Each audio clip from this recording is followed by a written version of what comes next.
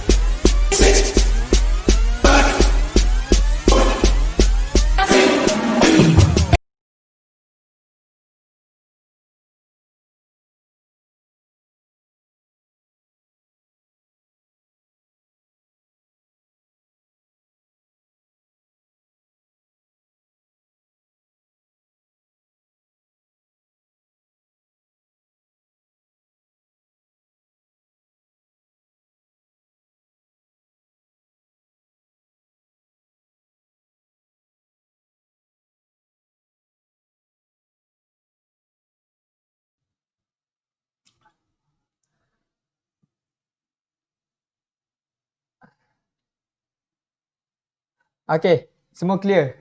Yes, mantap. Okay. So, hari ni saya Coach Joy daripada Hokilah. Antara topik yang saya nak sharekan hari ni adalah 1 month preparation before tournament. So, kita sebagai atlet, kita kena tahu bila kita dah tahu bila kita punya tournament. And then, bila you dah tahu bila you punya tournament, adakah you all buat preparation atau you mengharapkan jurulatih you atau you mengharapkan individu lain untuk kejut, untuk ajak, untuk suruh kita buat baru kita nak buat?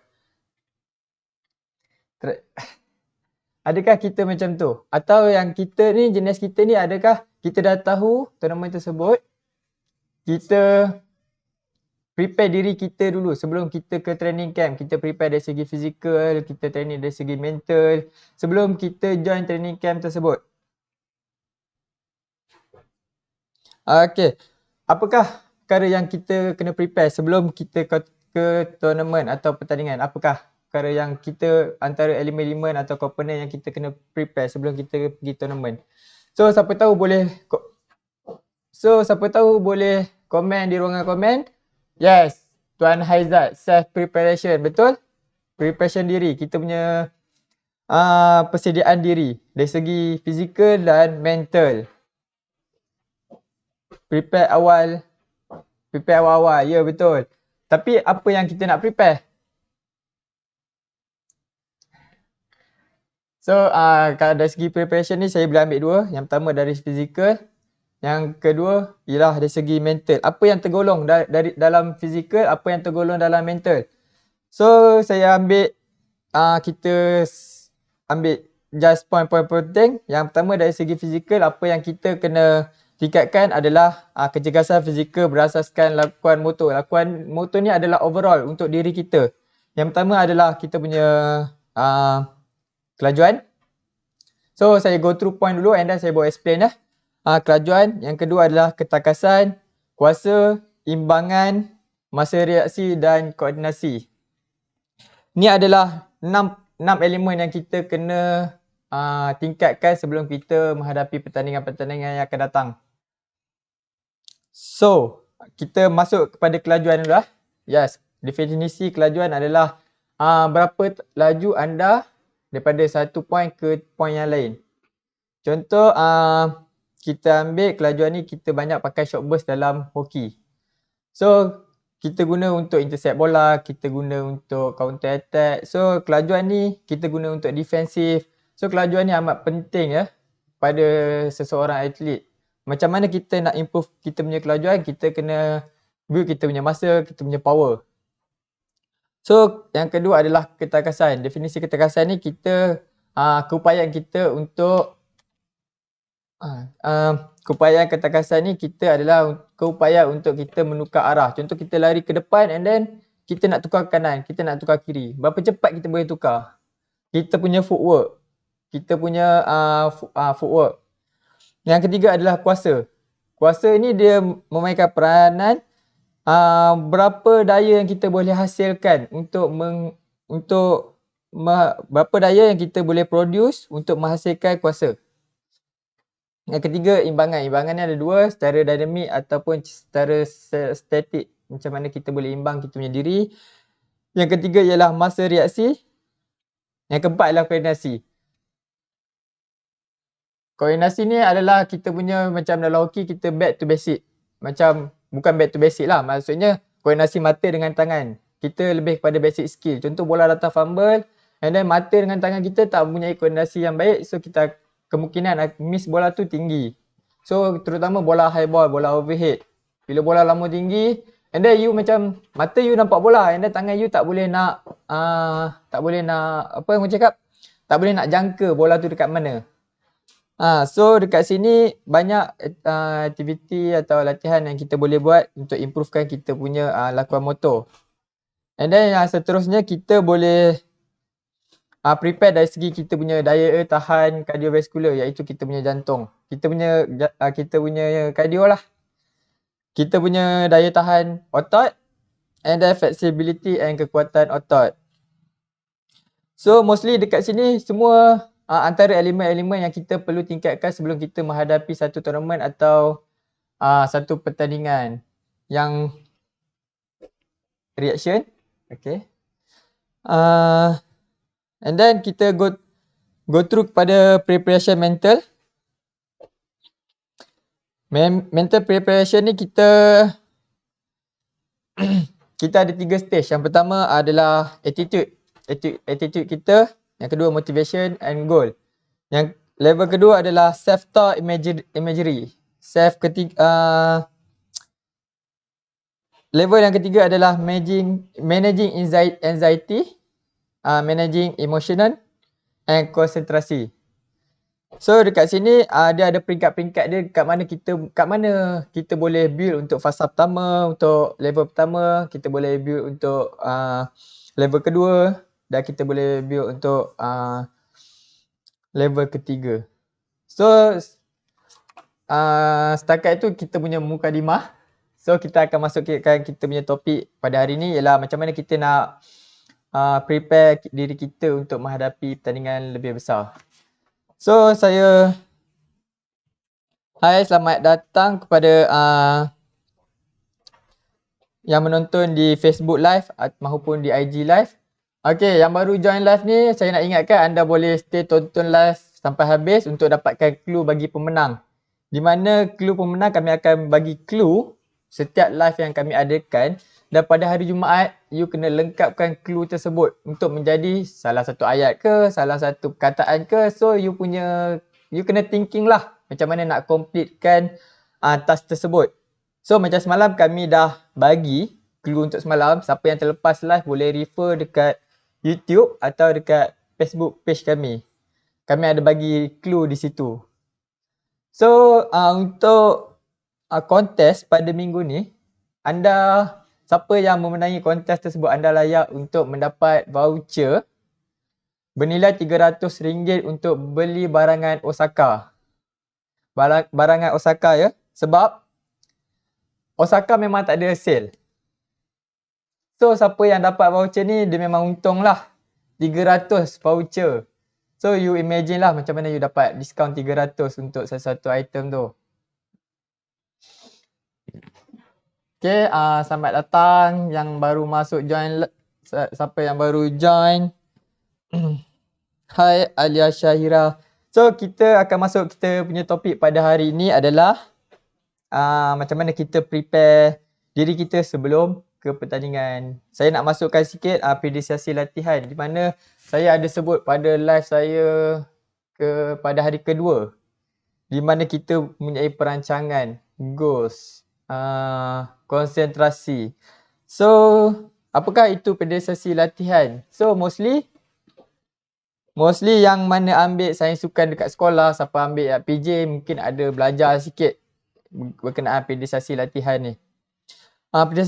Periodisasi latihan ni adalah satu latihan yang tersusun melibatkan berapa kitaran latihan. Di dalam periodisasi latihan ni ada beberapa kitaran. Yang pertama adalah persediaan, yang kedua adalah persediaan khusus, persediaan umum, pertandingan dan transisi. So saya akan ulaskan berkenaan 3 poin atau 4 poin daripada kitaran tersebut. So dalam kitaran ni kita meletakkan pelbagai aspek dalam satu tempoh masa yang khusus. So contoh saya ambil MSL. Yang pertandingan paling dekat adalah MSL. Tak pun Junior League, antara pertandingan yang kompetitif. So you dah ada plan daripada sekarang untuk dapatkan peak atau high performance semasa pertandingan tersebut. Sebagai contoh, jangka mesti bersesuaian dengan matlamat dan objektif latihan. Saya masuk pada persediaan umum yang pertama. Kebiasaannya persediaan umum ni orang panggil macam kami di SSTMI panggil Hell Week, di mana kami akan kena lanyak memang teruk. Sebab apa? Sebab kita nak memberi tumpuan kepada pembinaan kecergasan fizikal secara menyeluruh, especially daya tahan otot. Tanyalah siapa-siapa yang dalam ni yang dah main high level semua. Fasa persediaan umum ni memang sakit. Daya tahan otot 4,000. Bunga api. Jedah jarak jauh. 4 lap. Itu memang wajib ada. And then daya tahan kardiovaskular. Oh sorry. Yang tadi daya tahan kardiovaskular di mana ada LSD, ada 4,000, 6,000, 800 meter within 3 minutes, 400 meters in 1 minute. So dekat situ memang kita kena push ourselves to the limit lah.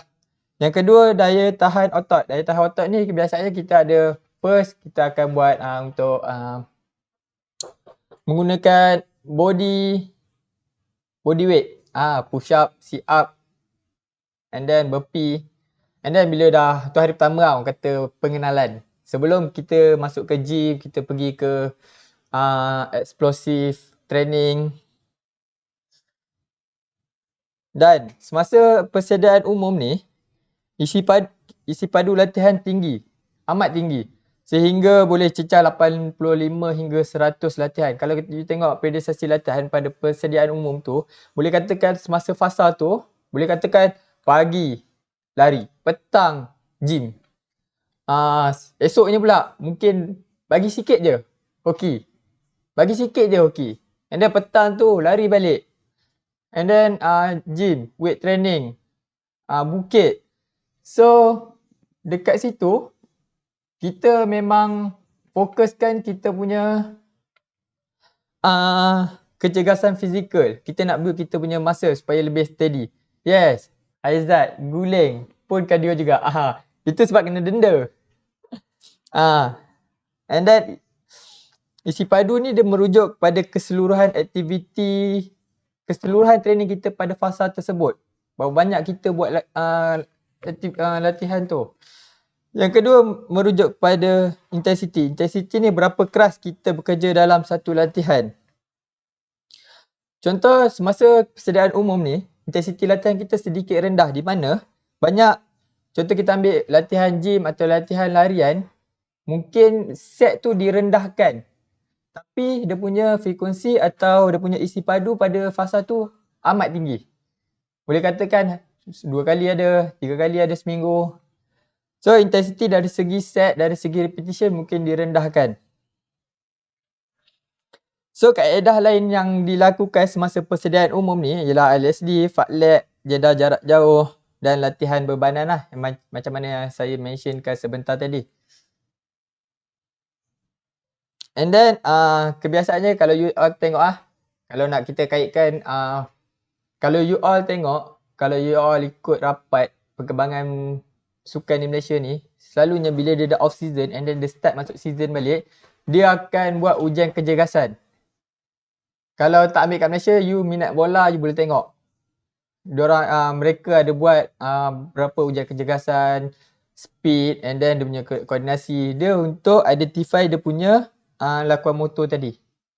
So dari situ, pihak management, coaches, bila dah dapat data tersebut, dia akan programkan satu latihan. Kalau untuk, walaupun tak ada whole team, dia akan plan untuk individu. So, let's say you lemah dekat speed, dia akan bagi latihan spesifik dekat speed. Let's say you lemah dekat bahagian kekuatan, mungkin dia akan suggest you more to bebanan. So dekat situ daripada ujian pra kecergasan ni, dia boleh identify you dekat mana tahap kecergasan you.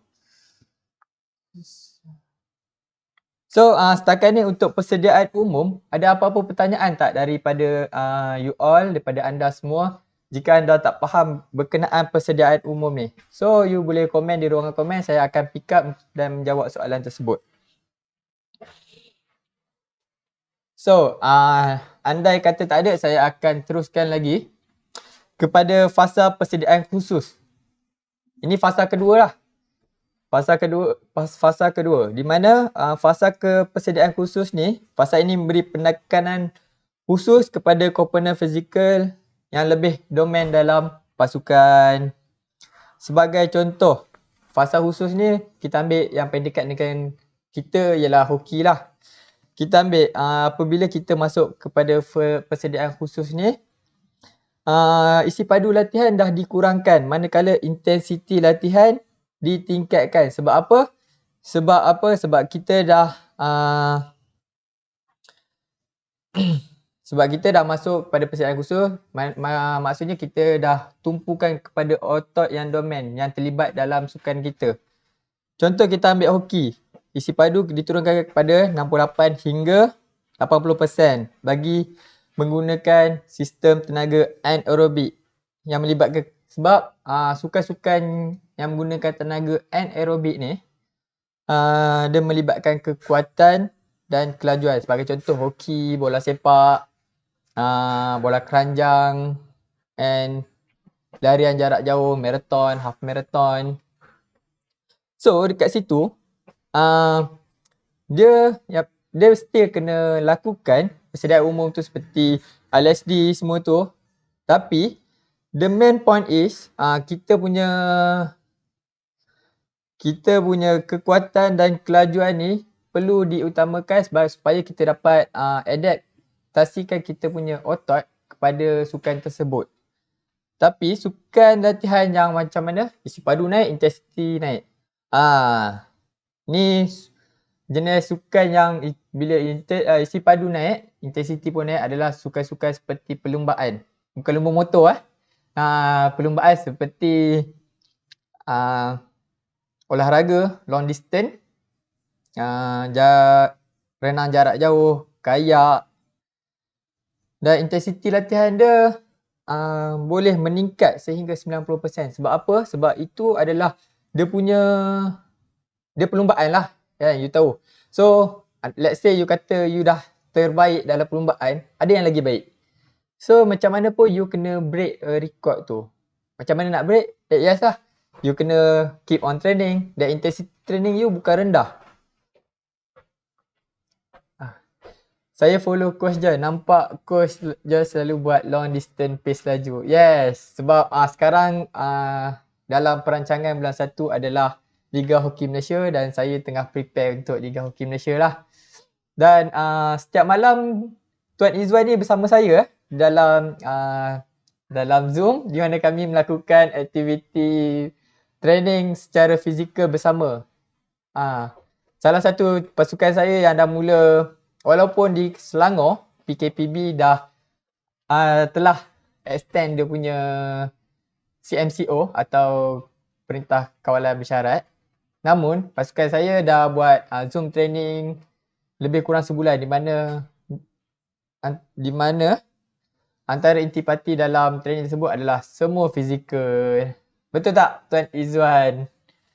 So kita masuk balik topik kita. Lagi satu, dengan cerita Tuan Izzuan tak pernah ponteng PT tersebut. Bagus, teruskan.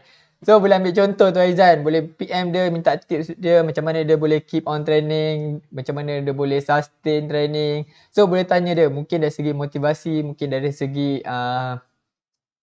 segi motivasi, mungkin ada dia punya goal. So you boleh tanya dia lah macam mana dia punya semangat untuk teruskan. Setahu saya dia tak pernah miss lagi training tersebut. Macam mana nak join Zoom Coach Joy? Oh, tu hanya untuk player yang main team tu je. Orang luar tak dibenarkan join. Untuk siapa yang tanya macam mana nak join Zoom, nanti Hokilah akan buat program di mana virtual online training. Kami akan masukkan sesi 40 sesi di mana kami akan bahagikan 20 sesi untuk physical training dan 20 sesi basic hoki. Untuk physical training ni kami akan masukkan weight training, body weight training, footwork, coordination. So dekat situ kami akan masukkan di bahagian physical training lah.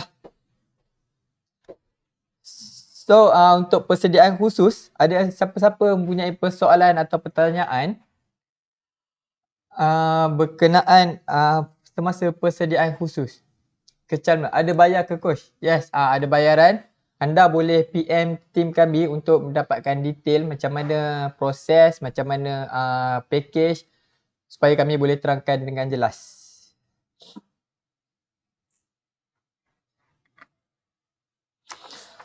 Jadi, kita masuk fasa ketiga iaitu fasa pra-pertandingan. Fasa pra-pertandingan ni kita dah lebih kepada back to hoki, back to game yang kita ceburi. Sebab apa? Kita dah fasa pra-pertandingan. So, semasa fasa pra-pertandingan ni, dia punya isi padu latihan agak sederhana. Sementara itu, intensity latihan boleh ditingkatkan sehingga 100%. Sebab kita nak fokuskan kita punya pembentukan kemahiran, basic skills, kita punya larian, teknik larian, off-ball running. So dekat sini kita terapkan, kita aplikasikan, kita ajar semasa fasa pra-pertandingan. So selain tu, antara elemen yang kita buat semasa fasa pra-pertandingan ni adalah perbaiki teknik dan taktik. Teknik ni ialah permainan yang kita ceburi mesti ada teknik macam hoki, bola sepak, bola keranjang, rugby mesti ada teknik. So dari situ kita boleh identifykan kita punya teknik sama ada betul, kena improve atau salah. And then taktik ni kita punya gameplay. How we want to play. Macam mana kita nak semasa menyerang, semasa bertahan. Dekat sini kita banyak tu shadow. You know shadow? Saya tak tahu kan. Okay, shadow ni pergerakan off ball. Macam kita main and then kita shadow je. Kita gerak tanpa bola, tanpa simulasi lah orang kata. Ataupun slow mo. Yes, bila bola sampai sini you kena gerak mana. And then bila sampai sini you kena gerak mana. Dekat situ kita banyak terapkan kita punya tactical dan technical. Yang ketiga adalah mengaplikasi teori. Aplikasi teori ni kita lebih kepada teori macam okey ialah line ball and then infield, dot curve. Yes, kat situ. And then psikologi, mental rehearsal. Dekat sini kita boleh mental rehearsal dari segi kita punya imagery, kita punya visualize, kita punya self talk. Kita dah prepare more to competition mood. Kita dah lebih pada mood competition. So dekat sinilah kita tahu kat mana kita punya prestasi, sama ada graf game kita meningkat atau average atau menurun. So let's say kita boleh katakan graf kita meningkat, kita boleh target peak semasa kejohanan. So dekat kejohanan tu you are top lah orang kata. Orang kata the best performance lah. So and then lepas fasa pra pertandingan ni, kita akan masuk fasa pertandingan, di mana fasa pertandingan ni kita dah mencapai prestasi yang terbaik. And then kita dah boleh kuasai dari segi kemahiran taktikal dan teknikal. So apa yang dirancang boleh jadi. And then bonding, yang paling penting bonding, communication antara you dengan kawan-kawan you dengan management dah berada di satu tahap yang baik. So sebelum kita masuk ke fasa transisi, saya akan pick up untuk komen Puan Siti Sariman. Macam mana nak tahu body kita dah sampai limit bila kita buat fitness coach?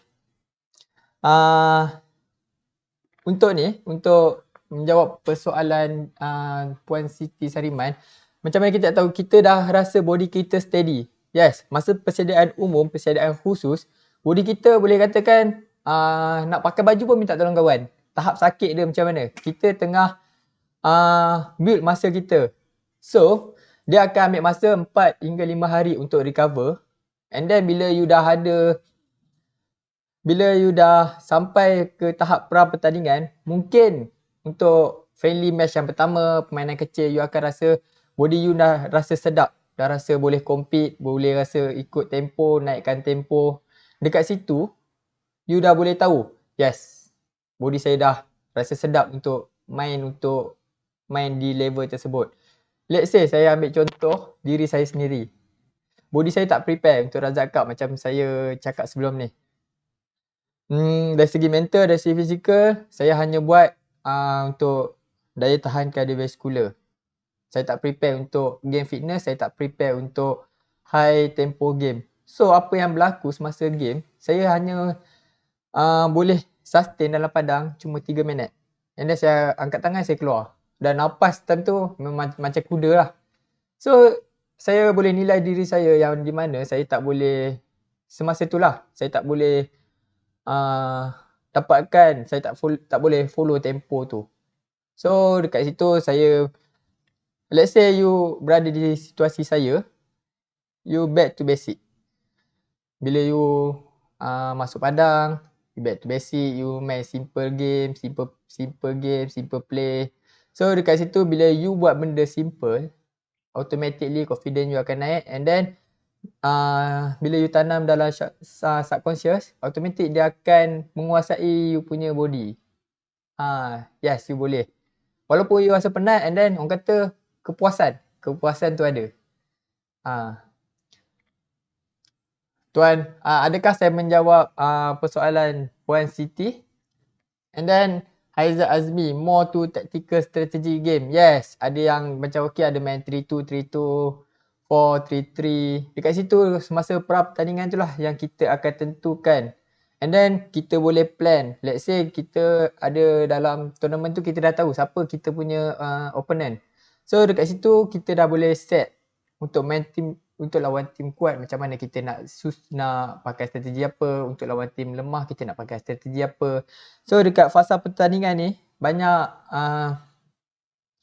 perkara yang kita kena rancang, yang kita kena plan supaya semasa kita boleh buat preparation semasa hari pertandingan.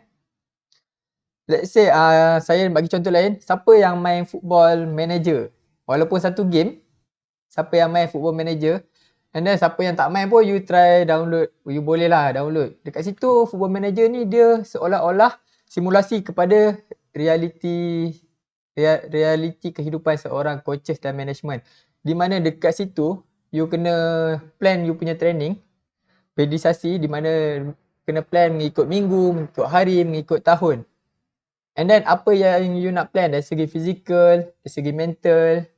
So dekat situ you boleh identify you punya player sama dekat mana dia punya kekurangan, dekat mana you punya kelebihan. So dari situ you boleh plan personal training, personal program untuk dia improve perkara tersebut. So saya nak pick up komen antara Tuan Iqbal, antara workout yang terbaik untuk prepare sebelum pertandingan. Yes, dia ada fasa-fasa dia. So, you kena tahu kat mana you punya fasa. Let's say you fasa persediaan umum. So, you akan all out kepada volume. Di mana hari tu, let's say weeks tu, you just untuk volume you punya cardio, you punya kekuatan. And then bila persediaan khusus, you dah fokuskan kepada domain otot. Otot yang domain pada sukan tersebut. Otot yang terlibat dalam sukan tu. Semasa pra pertandingan ni, workout yang terbaik yang kita kena teruskan adalah kita boleh teruskan LSD, long slow distance, kita punya latihan kekuatan. Mungkin volume rendah, tapi sebab apa kita kena teruskan, kita nak mengekalkan kita punya prestasi atau kecergasan supaya kita boleh improvekan semasa, supaya kita boleh, macam mana nak cakap Sekejap. Okay, semasa pra pertandingan ni, kenapa kita kena buat benda ni? Supaya kita boleh mengekalkan apa yang kita dah buat sebelum ni untuk persediaan semasa hari pertandingan. Okay, macam tu.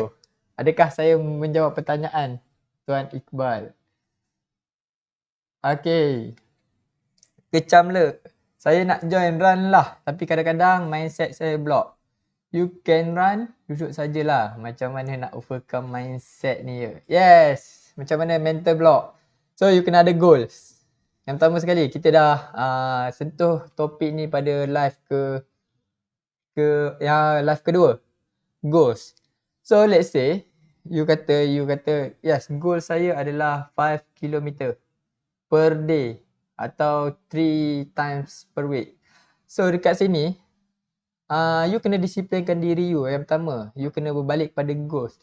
Andai kata you tak ikut you punya matlamat, you boleh katakan tak disiplin lah. You tak disiplin dengan diri you, you menipu diri you. So bila you dah ada goals tersebut, you akan tanam dalam subconscious mind. Automatic you akan nak buat. Mesti you nak buat larian tersebut. At least you kata you dah plan 3 kali seminggu. Isnin, Rabu, Jumaat. So let's say you kata okay hari ni malas, esok nak buat. Say you still kena buat 3, tapi you kena completekan you punya goals. Dekat situ macam mana kita nak overcome kita punya mental block. Okay, adakah saya menjawab pertanyaan Kecam le? Yes. Puan Siti. Kita kena buang biawak. Biawak ni siapa? Yang berbisik-bisik kat telinga kita, tak payahlah lari, tak payahlah buat So dekat situ kita kena abaikan, kita kena buang dia jauh-jauh supaya dia tak menjadi syaitan kepada kita berbisik benda-benda yang negatif. So, I'm kebal. Apakah pemakanan yang baik untuk bulan persediaan? Okay, persediaan ada dua, khusus dan umum. Yang dari segi pemakanan, kita kena ambil karbo untuk kita punya energy. Sebab kita dah kena lanyak the whole day. And then karbo ni adalah sangat penting untuk kita produce energy supaya kita boleh melakukan latihan pada sesi seterusnya. Yang kedua adalah protein. Sebab apa protein? Protein ni adalah fungsi dia untuk repair kita punya muscle. Sebab kita dah lanyak lari, kita dah lanyak beban. So kita kena ambil banyak protein supaya kita boleh prepare, kita boleh repair kita punya muscle, recovery ke sedia kala atau kita boleh adapt. Dari segi pemakanan tu kita boleh repair kita punya muscle lah, yang mana yang dah koyak, yang mana yang dah fatigue bekerja pada sesi latihan tersebut. So untuk yang kita balik kepada soalan kecamla tadi, nak buang tu yang payah. Yes. Nak buang tu yang payah. You kena ada big why. Kenapa you lari? Kenapa you nak lari? Big why you. So mostly yang kita tengok, yang mana ada penyakit obes, yang ada penyakit sakit jantung, dia tak melakukan gaya hidup yang sihat. Dia tak exercise. So let's say you punya big why, you kata you nak sihat, yes, you akan lari. Big why ni lah yang akan mendorong you untuk berlari. Takkan umur you let's say ada 35, you dah ada sakit jantung. So benda tu not lah. Kita tak boleh, saya tak mendoakan, tapi macam mana gaya hidup kita akan menentukan kita punya masa depan. You hari-hari ambil air Coke, air Pepsi. Nampak tak?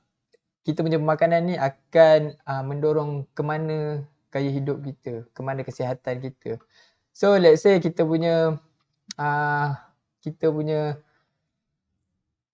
mengekalkan gaya hidup sihat ni, mungkin risiko untuk mendapat penyakit kronik ni mungkin rendah.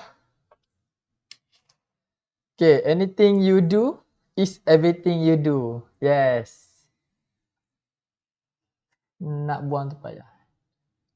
Yes, macam Puan Siti tuan kena tukar circle, meh le join running hoki lah, pelan-pelan kayo. Yes, kami akan bercadang untuk adakan satu team di mana team tersebut bernama Run Hoki lah. Kami akan susun program, kami akan buat baju, kami akan buat program yang setiap hujung minggu kami akan buat satu larian yang melibatkan 5 km, 10 km, 15 km. So siapa yang teringin nak join, boleh PM kami untuk tahu dengan lebih lanjut lah. And then I'm Tuan Iqbal, stick dan ball lebih penting atau fizikal lebih penting sebulan terakhir sebelum pertandingan? Yes, untuk sebulan terakhir sebelum pertandingan, di mana fasa pra pertandingan, kita lebih kepada fizikal. Kalau nak ikut dia punya percentage, 20% hanyalah fizikal untuk kita mengekalkan kita punya kecergasan fizikal. Manakala 80 lagi kita lebih kepada kemahiran. Di mana dekat situlah yang saya sebut tadi, bentukan kemahiran, teknik dan taktik, and then psikologi and teori. Dekat situ kita akan fokuskan kita punya persediaan latihan ke arah pertandingan.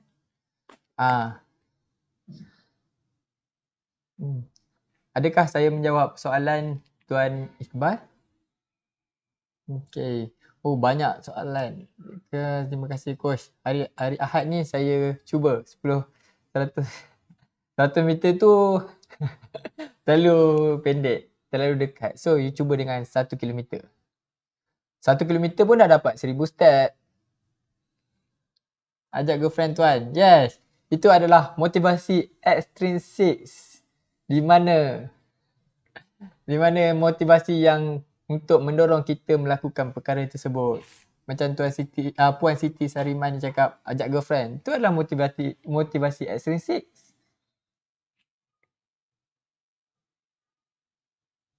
Yes.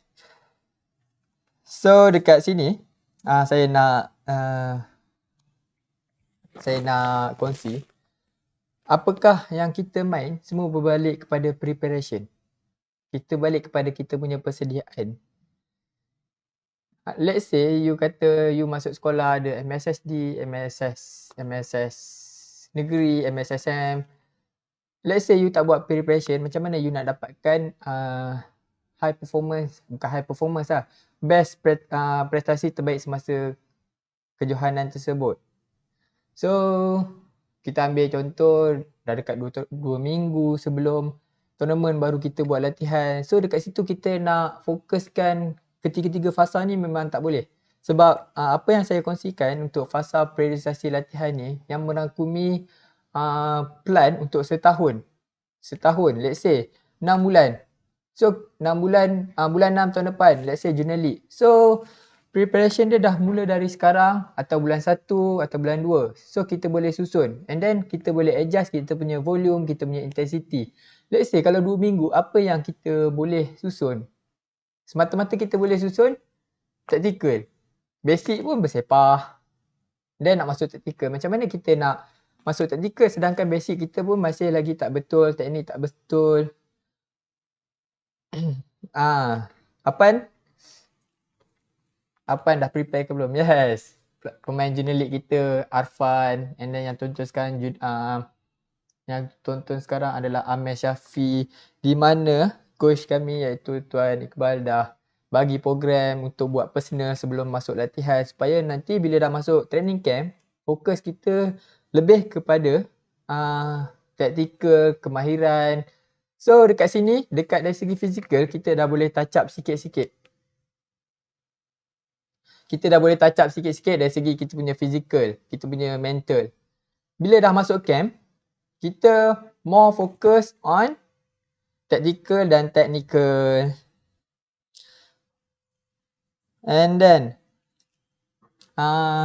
siapa nak join Club Hokilah punya training online? Yes, kami akan create satu virtual online training di mana dalam 40 sesi tersebut yang melibatkan fizikal dan hoki. So, you boleh dan kelas ni akan dijalankan untuk pada Sabtu dan Ahad, dan pada weekday kalau setahu kami sekarang sekolah dah start cuti.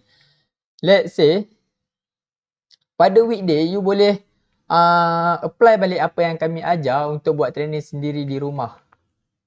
So dalam yang masa yang sama adalah consistency. You boleh konsisten. Bila apa yang kami ajar you buat. And then you just ambil short time untuk you master that drill. So, okay. Saya terkejut sangat-sangat. Okay, sekejap. Saya ada soalan di Facebook group. Umur saya 16 tahun. So, panggil. Okay. Okay. So, Amir Syafi nak. Yes. You boleh contact tim kami untuk dapatkan maklumat yang lebih lanjut lah. Jadi, untuk ada apa-apa pertanyaan tak berkenaan dengan persediaan ni? Persediaan kita sebelum kita menghadapi latihan. Sebelum saya masuk ke fasa transisi. Itu fasa terakhir. Ada apa-apa? Okay. Untuk poin terakhir saya adalah fasa transisi, di mana fasa ni kita lebih kepada kita turunkan kita punya isi padu, kita turunkan kita punya intensity, kita just do a light workout. Supaya kita boleh mengekalkan kita punya tahap kejegasan. Bak kata orang selalu fasa transisi ni kita lebih kepada active rest. active rest ni kita tak tidur. Kita tak tidur all the way day. Walaupun tak ada latihan, walaupun tak ada. Kita just buat LSD, long slow distance. Kita just buat light workout, guna body weight. Supaya kita dapat kekalkan. And kenapa? Bila kita masuk pre-season, supaya body kita dapat adapt benda tersebut. Kita bila bila kita stop lama, you perasan tak? Bila you stop lama, siapa yang workout lah. Siapa yang stop lama and then you take a break about 1 month and then you nak start balik. First week, second week, you akan sakit badan gila-gila punya. Siapa ada pernah rasa macam tu? So, untuk elakkan kita rasa macam tu, kita semasa fasa transisi ni, kita just keep on training. Tapi intensity dengan volume tu kita boleh turunkan. Dia lebih kepada fasa recovery sebenarnya. And LSD tu adalah salah satu recovery. Active rest. Kita boleh pergi shopping, kita boleh pergi bercuti. Yes, itu adalah salah satu active rest lah. Tapi jangan tidur je. Tidur lewat, main game. Tu tak elok lah untuk kita punya daily life routine. Rindunya bau turf hoki. Yeah, Tuan Hazat boleh join kami. Kami tiap-tiap minggu ada main hoki. So Ahad ni ada main hoki and then tiap-tiap minggu. Cuma konsep kita sekarang kita lebih berpandukan kepada SOP yang ditetapkan oleh MKN. Let's say PKPB ni habis. Mungkin kami akan arrange untuk training di turf lah. Gunakan turf besar, turf full pitch. So saya pernah kena marah masa tengah game. Lepas tu saya minta keluar, saya mental koyak juga masa tu. Macam mana nak prepare mental boleh before tournament. So untuk mistake, yes, kita is manusia. Setiap orang melakukan mistake. So bagi menjawab persoalan kecamla, saya pernah kena marah tengah game, tak keluar. Yes, itu adalah cara terbaik. Bila kita dah melakukan satu mistake and then yes, kita just angkat tangan. Bila kena marah, angkat tangan, just apa orang panggil, chest back. And then bila you buat mistake kedua, mistake yang sama, you keluar and then you take a break, ambil air, minum, just refresh balik. And then bila you masuk balik, you jangan ambil benda tu sebagai tekanan. Jangan letakkan the whole tekanan and then the whole game tu you akan tak perform lah. And then you keluar, you ambil air and then you start dengan benda baru. You masuk and then you start dengan simple play. Yes, ni start benda baru lah, simple play. Simple play, you dapatkan confident balik and then bila dah dapat confident, baru you go to another step. Macam tu. So untuk prepare mental before tournament adalah kita perlu yang pertama yang saya sebut tadi, you punya attitude, you punya motivasi. And then malam sebelum pertandingan atau semalam sebelum perlawanan, you boleh buat self talk. Self talk. Yes, aku boleh. Aku lagi bagus. Aku bagus. Aku nak show something. So, you self talk. Tapi you jangan cakap seorang. You just cakap dalam hati lah. You cakap seorang, nanti orang cakap you apa pula. So yang kedua, imagery atau visualize. Sebelum you tidur, malam sebelum game tu, you just take 2 minutes, 1 minutes. You just imagine benda yang simple. Benda yang simple you nak buat dalam padang. Sebab apa? Benda simple. Sebab bila you fikir benda, oh saya nak score top net, saya nak dribble 10 orang, automatik benda tu akan jadi tekanan dekat you. So untuk imagery ni is powerful. Kalau nak lagi powerful, bila you buat visualize tu, you boleh imagine sekali dengan colour baju opponent, dengan colour baju you pakai. Tu dia powerful lah. Yes, Haris Ahir selalu buat. So dekat sini, bila you dah visualize, you akan tanam dalam you punya mind. So bila you masuk padang, you tak stress, you tak ada tekanan, and then you boleh buat benda tu is easy, senang. You akan create game tu lebih senang. And then adakah saya menjawab pertanyaan kecamla? Terima kasih coach. Lepas tu kan saya ada member saya ni, Cap saya tegur sebab dia selalu buat silly mistake. Dia boleh pergi sound balik Cap. Okey ke attitude macam tu? Ya, kita sebagai pemain, sebagai atlet, kita kena terima pandangan daripada orang sebab kita tak boleh menilai diri kita. Bila ada situasi macam ni, bagi individu yang ada benda-benda macam ni, kita just cuba try to overcome. Sebab apa? Sebab yes, yang akan menilai kita adalah jurulatih. And then yang akan menilai kita ada orang lain. Macam teknologi sekarang, game-game besar dah ada video. So benda ni tak akan berlaku, boleh dielakkan sebab kita boleh refer video. Daripada video tu kita boleh tahu apa mistake, kita boleh explain. So sekarang ni teknologi tu dah another level lah. So another level yang kita boleh explain, kita boleh tunjuk. Orang kata bukti dia tu salah, asal dia tak boleh terima. So macam kami sebagai player-player yang macam kat sini dah ada Tuan Haizat, Ali Syazwan, bila ada mistake ni, yes, kita just angkat tangan, patah balik. Kita tahu mistake. Walaupun kita tak tahu tu mistake kita atau mistake orang lain, kita jangan angkat tangan, kita balik. Kita respect semua. Lagi satu, kenapa benda ni berlaku? Yang macam Kecam Le ni tanya. Sebab player dalam padang tu, ada seorang atau dua orang ni dah rasa diri dia bagus. Yang dah rasa diri dia bagus, dia tak boleh kena tegur, dia tak boleh kena tegur, dia tak boleh terima pendapat orang lain. Sebab tu lah berlaku perkara-perkara seperti ini. And then perkara-perkara seperti ini pun kita boleh balik kepada team cohesion atau kesepaduan pasukan. Itu yang nanti kami akan explain pada live akan datang lah. Team cohesion ni. Kenapa tim-tim yang power? Macam kalau kita tengok tim yang dah main peringkat international, Jerman, walaupun dia dah berada di walaupun dia dah berada di satu tahap yang lain, pernah tak you all nampak dia bergaduh dalam padang semua? Tak pernah kan? Melainkan bergaduh dengan opponent tu, tu ada certain things lah yang akan berlaku. So, dekat sini, semasa dalam team cohesion tu atau kesepaduan pasukan tu, dia adalah melalui beberapa fasa untuk mendapatkan satu kesepaduan yang mantap. So, untuk team cohesion ni kami akan explain pada live akan datang lah ya.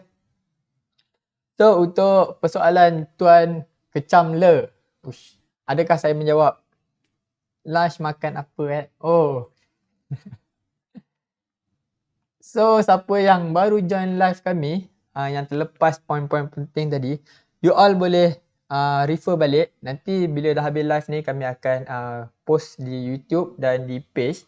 Di mana siapa yang terlepas, you boleh refer balik video kami di Facebook page atau atau di YouTube channel kami.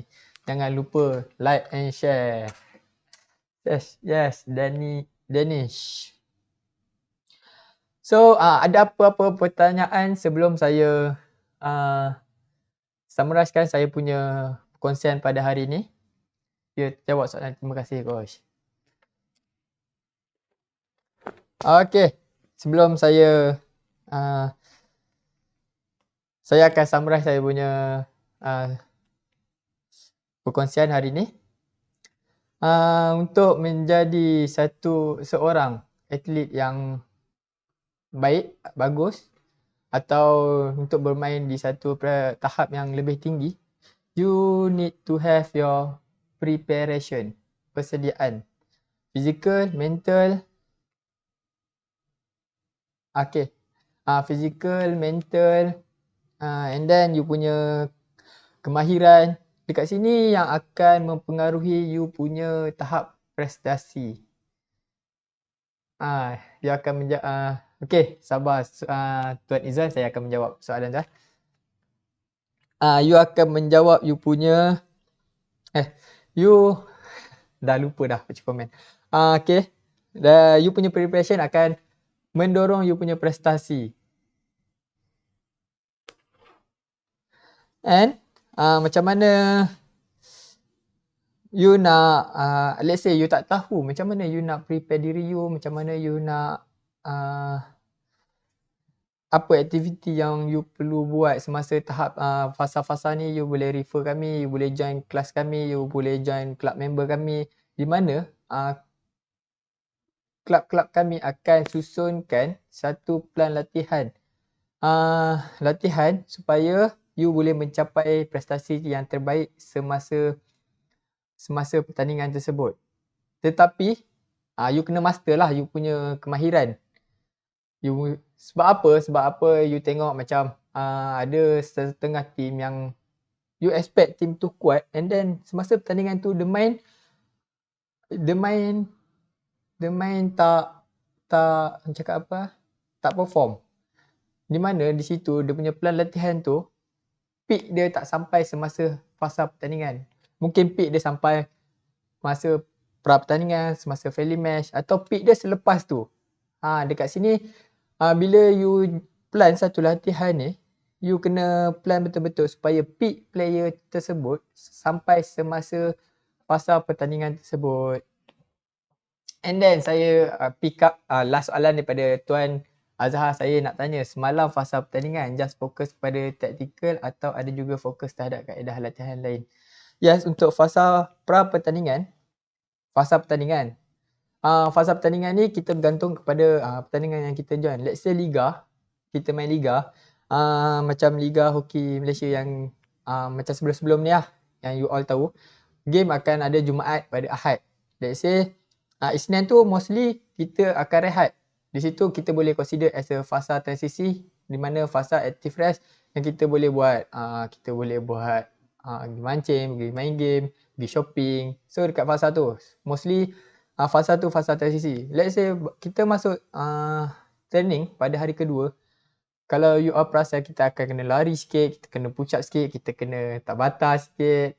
So dekat situ kita nak naikkan kita punya intensity. And then pada hari ketiga kita more to tactical, and then hari keempat, sehari sebelum game kita fokus more to set piece. So adakah saya menjawab persoalan Tuan Azhar? Jadi setakat itu saja perkongsian daripada saya. Sebelum saya tamatkan live saya pada hari ini, saya nak remind kepada you all yang sedang menonton, sama ada di Facebook maupun di Instagram, you all boleh join FB group Jom Main Hokilah, di mana untuk pemenang kontes pada minggu lepas kami dah umumkan dalam grup. So you all yang menang, siapa you all yang menang, you boleh contact kami untuk kami dapatkan alamat, nombor telefon dan nama supaya kami boleh post barang anda. Jadi untuk clue live kita pada minggu ini adalah RF. So RF, you take note, RF. Kenapa RF? You akan tahu the whole ayat atau sentence pada hari Jumaat you kena combine untuk memenangi kontes bernilai RM300. Kontes tersebut you boleh claim barang Osaka. You dapat diskaun RM300. Payment voucher bernilai RM300 untuk item Osaka. Yes, RF, the baby young. Kalau dalam pilihan kesihatan memang macam tu nak decide training. Ada soalan lagi? Okay, saya cuba jawab. Actually sebenarnya periodisasi latihan ni, jangka masa periodisasi latihan ni memang panjang. Kebiasaannya periodisasi latihan ni, tim-tim besar ni akan prepare untuk game besar, World Cup, Olimpik. World Cup, Olimpik. Sebab apa? Sebab satu fasa ni dia merangkumi 1 bulan, 2 bulan, 3 bulan, 6 hingga 8 minggu. So untuk kita yang join competitive game di Malaysia, kita boleh plan untuk short period of time. Mungkin 2 minggu, seminggu. So tapi bila dah short period of time, kita kena turunkan volume dengan intensity. Kita kena bergantung kepada kesesuaian masa sebelum pertandingan. Okay. Okay. Setakat itu saja perkongsian saya pada hari ini. So, jika anda ada pertanyaan, apa-apa pertanyaan berkenaan kelab hokilah atau barang-barang sukan, you all boleh direct contact kami melalui Facebook, melalui WhatsApp. So, kami akan respon melalui platform-platform tersebut lah ya. So, setakat ini sahaja live daripada saya. Saya dahulukan dengan Assalamualaikum warahmatullahi taala wabarakatuh dan salam sejahtera.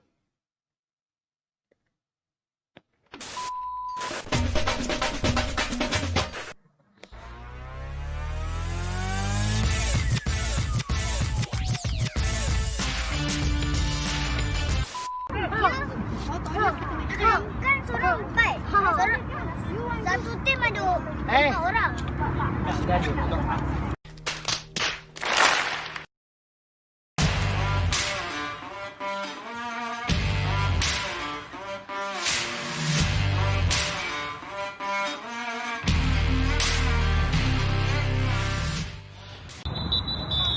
Coach Siti. Oh yes. Okay, boleh bagi tahu tak aktiviti untuk akademi pada hari ini? So aktiviti akademi pada hari ni kita lebih fokus pada still modul kita pada suku ketiga ni, which is tackling. So kita tadi start off dengan diorang punya fokus on diorang punya more footwork, and then channeling dengan jab lah. Kita continue daripada yang last week. Kemudian kita bagi diorang main 4v4 lah, sebab besok pagi kita ada lawan dengan Dutch Cups. So kita akan practice sikit lah, ajar diorang cara nak main, guna space apa semua. Okay, and they have bagi dia lebih confidence lah untuk main 4v4 tu, sebab kita selalu main internal kan. So tomorrow kita akan main friendly dengan another club lah, macam kali keempat dah sebenarnya. So itu je lah aktiviti macam pada hari ni.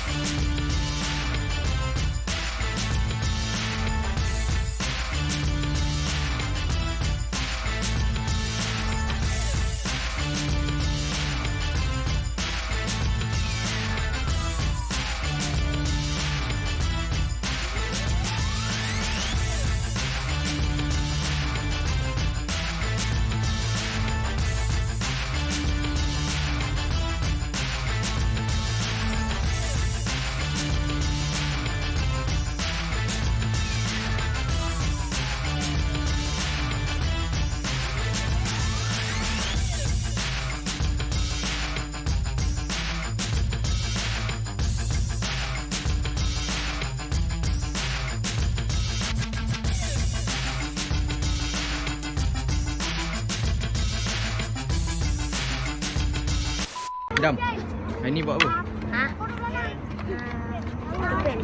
Apa dia?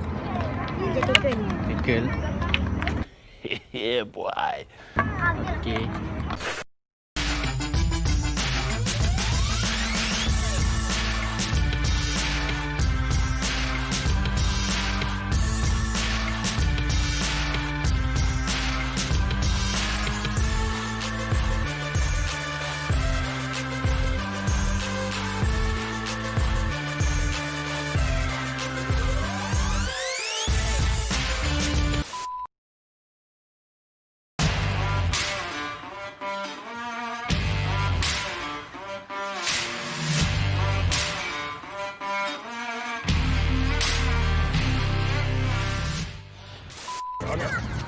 Excellent. Okay, guys, bring it in.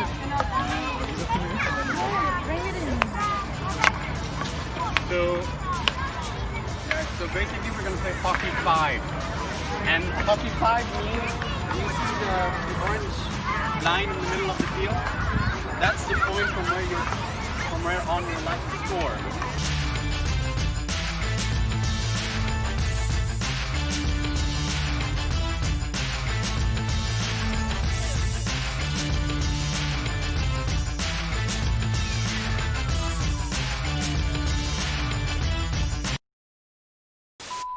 Okay. Go! Hockeyla! Okay, next. Go! Hockeyla! Okay, next. Go! Hockeyla! Okay, me, go, go. Boom, sini. Okay, ready? Ready?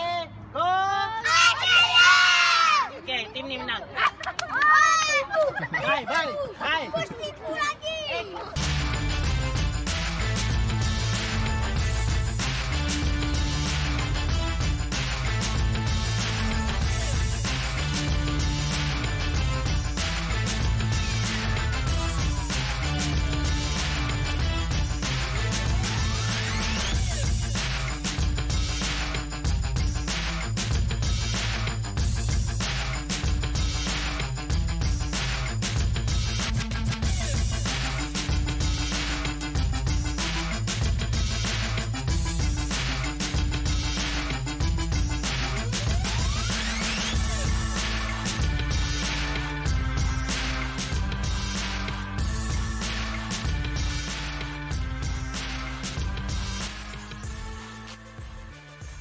Meanwhile.